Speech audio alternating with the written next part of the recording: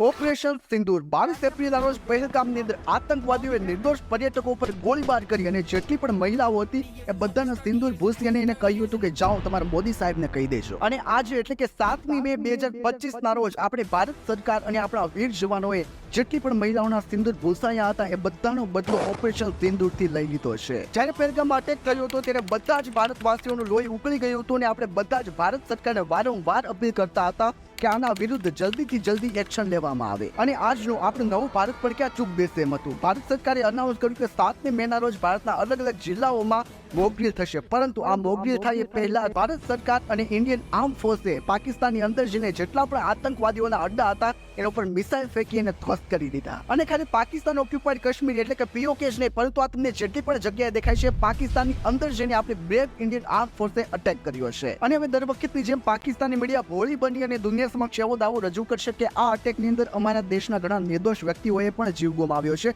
પરંતુ હકીકત શું છે એ તમે, હું અને આખી દુનિયા જાણે છે. અને છેલ્લે હું તો આને કોઈ બદલો કે રિવેન્જ લે, પરંતુ એક રાજધર્મ કહીશ. જય હિન્દ.